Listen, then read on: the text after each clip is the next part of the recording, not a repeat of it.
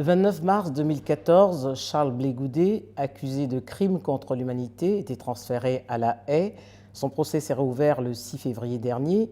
Un jugement qui intervient en pleine crise sur la justice rendue par la Cour pénale internationale. Josette Kaji, bonjour. Bonjour Denis. Vous venez de rejoindre l'équipe de défense de Charles Blé Goudet, une équipe qui était déjà composée de 3 avocats ivoiriens. Qu'apporte cet élargissement de la défense de Blé Goudet 3 ans après son transfert? L'équipe de Charles Blé Goudet est essentiellement constituée de jeunes avocats ivoiriens. J'apporte ma petite expérience d'avocat pénal et la composition de l'équipe de Blé Goudet montre son côté panafricaniste. Il tient absolument à ce que de jeunes Africains le défendent et que parmi ces jeunes Africains, il y ait un petit peu de tout. Par exemple, il y a 3 avocats, jeunes avocats ivoiriens, il y a une juriste kenyane, il y a une américaine, il y a l'avocat principal qui est hollandais. Cela montre l'ouverture d'esprit de Blé Goudet tout en insistant sur son panafricanisme. Alors, de nombreux témoins sont appelés à la barre depuis le 6 février, mais ce qu'on remarque, c'est que tous se récusent. Est-ce une chance pour votre client? Denis, je dois vous préciser que j'ai un devoir de réserve. Donc, je n'irai pas dans le fond des dépositions des témoins, mais tout le monde peut le constater, puisque les audiences sont publiques, que les témoins apparemment ne disent pas ce que le procureur voudrait qu'ils disent. Ils disent la vérité. Cette vérité que nous sommes chargés, nous, avocats de la défense, de faire jaillir. Alors, Alassane Ouattara, ayant décidé que plus aucun Ivoirien ne serait transféré à la CPI, faut-il conclure que les autres parties prenantes à la crise ivoirienne ne seront jamais jugées par la CPI? Si on s'en tient aux déclarations de Alassane Ouattara, semble-t-il, oui. Mais ce qui est étonnant, c'est que la CPI, malgré ce refus, continue à vouloir juger le président Gbagbo et le ministre Blé Goudet, alors que les textes, les articles de la CPI précisent bien que la CPI n'est compétente que quand les tribunaux nationaux ne le sont pas. Or là, en jugeant Simone Gbagbo à Abidjan, cela veut dire que les tribunaux de Côte d'Ivoire sont compétents et normalement la CPI devrait se dessaisir. Mais bon, ce n'est pas ce que nous voyons. Mais est-ce que ce n'est pas un signal fort que les politiques ivoiriens ont voulu envoyer en transférant Laurent Gbagbo et Charles Blé Goudet? Oh, je pense que c'est plutôt un calcul politique. Parce que, sachant que les procès sont assez longs à la CPI et voulant éloigner des adversaires potentiels et évidents, ce n'est pas un signal fort en tant que tel, c'est plutôt un calcul politique. On a voulu éloigner le président Gbagbo et Charles Blé Goudet qui, si on s'en tient aux chiffres donnés officiellement par la communauté internationale, représente quand même 48% de la population ivoirienne. Alors, ce procès de Charles Blé Goudet reprend en pleine critique de la CPI. En janvier, c'est l'Union africaine qui demandait à ses membres de se retirer de manière collective de la CPI, mais quelques mois avant, certains pays, notamment le Burundi, l'Afrique du Sud, l'Ouganda, avaient annoncé qu'ils se retiraient de la CPI. Est-ce que vous comprenez cette défiance des États africains à l'endroit de cette juridiction internationale? Oui, tout à fait, Denise, parce qu'il n'y a rien de plus démoralisant que cette image qui se rapporte à la déportation des Africains pour être jugés par un tribunal occidental. Ça rappelle certaines situations qui n'étaient pas très heureuses. Donc, je comprends que les les pays africains soient un petit peu choqués par cela. Et vous vous rendez compte que il y a 6 prisonniers à la CPI et ce sont 6 Africains uniquement. En même temps, Josette Kadji, tous les Africains qui ont été transférés à la CPI l'ont été parce que les États l'ont voulu. C'était à la demande de leur pays. Oui, tout à fait. Quand on prend le cas de Jean-Pierre Bemba, le cas de Laurent Gbagbo, le cas de Blé Goudé, mais il y en a d'autres. Oui, bien sûr, mais quand on se rend compte, après, on peut faire une erreur, quand on se rend compte après que les tribunaux, on peut juger toutes ces personnes. On ne dit pas qu'il faut prôner l'impunité, mais ce serait mieux que les personnes poursuivies dans le cadre de leurs fonctions, les présidents africains ou bien les hauts responsables africains poursuivis dans le cadre de leurs fonctions, le soient par des tribunaux africains. Je dois vous dire qu'il existe un tribunal à Arusha, le tribunal africain pour les droits de l'homme, qui a été mis en place par l'Union africaine. Mais jusqu'à présent, sur 54 pays africains, je crois, il n'y a que 26 qui ont ratifié.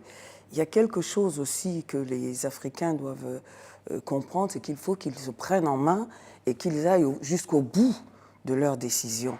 Quand l'Union africaine décide qu'il faut sortir de la CPI, nous sommes tous contents, enfin nous, les juristes africains, mais il faudrait qu'ils aillent au bout et qu'ils étendent la compétence de ce tribunal qui existe et que l'on pourrait utiliser pour juger toutes ces personnes. Mais ce qu'on a surtout déploré jusqu'ici, c'est que la justice africaine n'avait pas de moyens. Quand on veut, on trouve les moyens. On a bien pu trouver les moyens pour juger Hissène Habré à Dakar avec un tribunal ad hoc. On vient de recréer un tribunal pour la RCA, ce que je trouve parfaitement inutile. Il vaudrait mieux étendre la compétence du tribunal d'Arusha et permettre que ce soit fixe, que les structures soient là, le personnel fixe, au lieu de créer tous ces tribunaux ad hoc qui coûtent extrêmement cher, effectivement. Alors, ce qui manque, à votre avis, c'est une volonté politique des chefs d'État, des décideurs africains?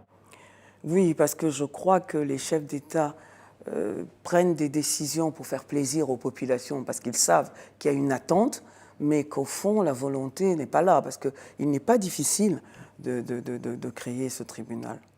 Il y a tout de même un cas pour lequel la CPI est revenue sur ses décisions, c'est le cas du président kényan et de son vice-président.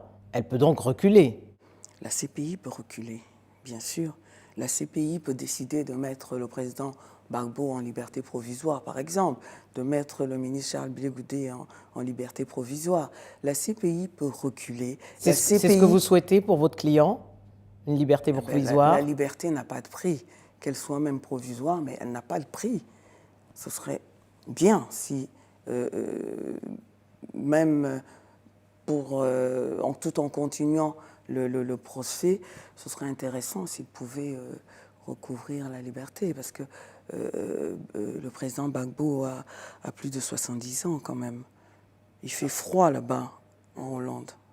Alors vous parliez tout à l'heure d'une justice longue à la CPI, mais qu'est-ce qui explique qu'elle soit si longue, alors que c'est quand même malgré tout une justice complémentaire par rapport aux justices nationales, donc elle devrait avoir plus de moyens, a priori. Ben justement, c'est très choquant parce que dernièrement, on a suspendu les audiences en décembre, le 7 décembre, et en audience publique, le juge président a dit que la suspension serait longue parce que la CPI n'a pas les moyens de mener 3 procès à la fois et qu'il faut que ce soit 2 procès à la fois.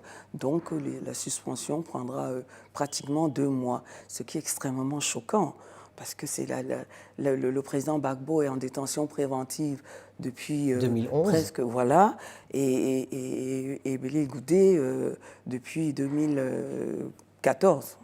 Donc ça fait long, et normalement la CPI étant un tribunal qui se veut exemplaire, qui veut montrer au reste du monde comment une justice devrait être menée, c'est extrêmement gênant, c'est extrêmement choquant, c'est troublant que la procédure puisse être aussi longue. Alors qu'est-ce qu'il faudrait pour que les Africains aient à nouveau confiance en cette justice internationale qui est complémentaire des justices nationales qui, elles, manquent de moyens? Denise, il faudrait repartir à la jeunesse de ce procès. Déjà, pour qu'on puisse avoir un petit peu confiance à ce tribunal, il faudrait déjà qu'on juge tout le monde. C'est-à-dire, dans un conflit... Les autres protagonistes. Voilà, il y a plusieurs belligérants dans un conflit. Et là, on voit une seule partie qui est poursuivie, alors qu'il y a des preuves, puisque c'est évident que l'autre partie ou les autres parties, parce qu'il y a Ouattara, mais il y a aussi la France. Ça, et que tout le monde puisse être poursuivi. Mais ce qu'on a entendu dire de la bouche de Mme Bensouda, Fatou Bensouda, c'est qu'elle n'avait pas les moyens de mener des enquêtes pour pouvoir accuser les autres protagonistes de la crise ivoirienne. Vous vous rendez compte comment une telle déclaration peut être choquante? Donc, parce qu'on n'a pas les moyens, on laisse de potentiels criminels en liberté? Ce n'est pas du niveau de la CPI, ça. Aujourd'hui, en Côte d'Ivoire, on parle de plus en plus de réconciliation nationale. Quel serait l'idéal pour cette réconciliation nationale? Vous savez, M. Charles Blé Goudé, c'est quelqu'un qui aime la paix, par exemple. Il a pendant longtemps fait des caravanes pour demander aux gens de se calmer, d'aller aux élections, de faire des élections apaisées. Mais en même temps, on a etc. vu pendant la crise, c'était un meneur d'hommes. C'est un meneur d'hommes. On ne peut pas le nier. C'est un meneur d'hommes, Denise, mais il a toujours eu un discours de paix. Il a toujours demandé que l'on fasse une révolution aux mains nues. On n'a jamais, jamais, jamais entendu un discours, et jusqu'à présent même devant la CPI, dans lequel Blé Goudé disait « allez tuer, allez ceci ». À telle enseigne que cette fameuse phrase qu'on a voulu lui coller, c'est-à-dire à chaque Ivoirien son français, le procureur a reconnu il n'y a pas très longtemps que ce n'était pas une phrase prononcée par Blé Goudé, mais par quelqu'un d'autre.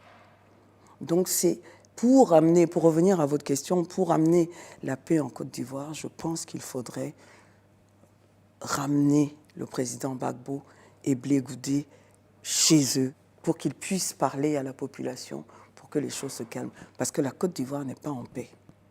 Josette Kaji, merci. Merci Denise.